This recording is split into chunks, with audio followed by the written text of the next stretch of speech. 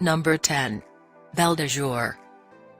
Luis Buñuel is known for his surrealist, absurd films, but one of his most famous is pretty straightforward compared to his more cerebral works.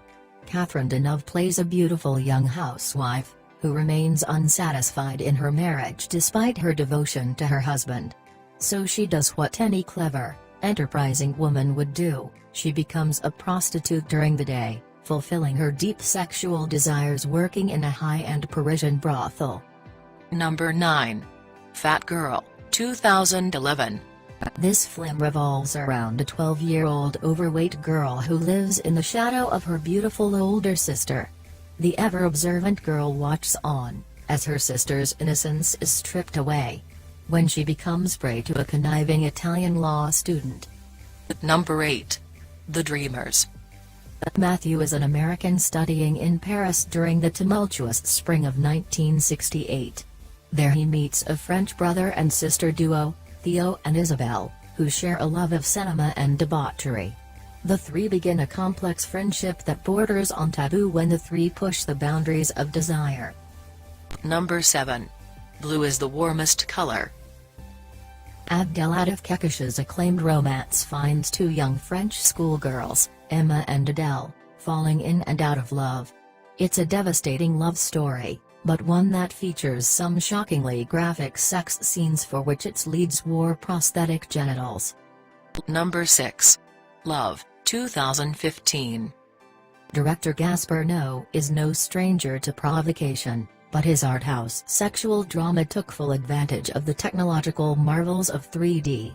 While, objects won't be flying out of your normal TV or laptop screen when you stream this one online, the titillation remains intact throughout this film about a sexually adventurous couple who invite their neighbor into the bedroom.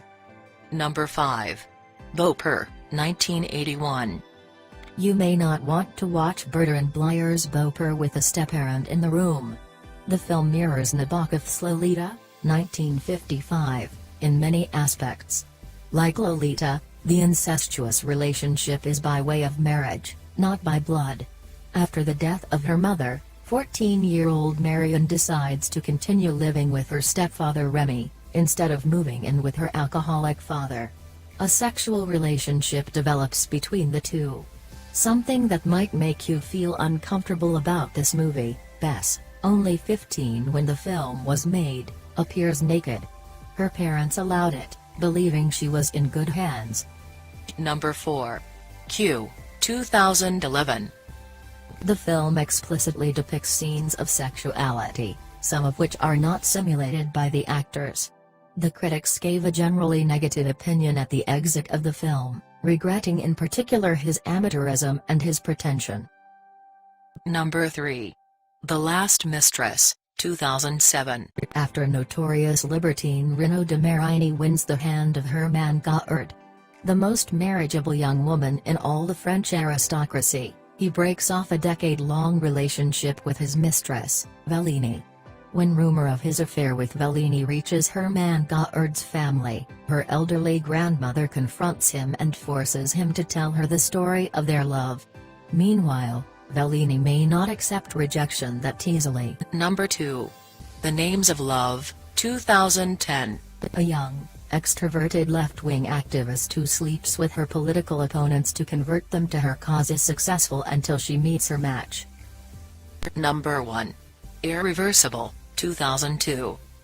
Irreversible is a 2002 French art psychological horror drama film written and directed by Gaspar Noé and starring Monica Bellucci, Vincent Cassel, and Albert Dupontel. The film employs a non-linear narrative and follows two men through the streets of Paris as they seek to avenge a brutally raped girlfriend. The film's soundtrack was composed by the electronic musician Thomas Bangalter, best known as half of the Daft Punk duo. Thanks for watching. Please like, feel free to leave a comment. And also subscribe and press the bell for never miss a video from Unknown Tens.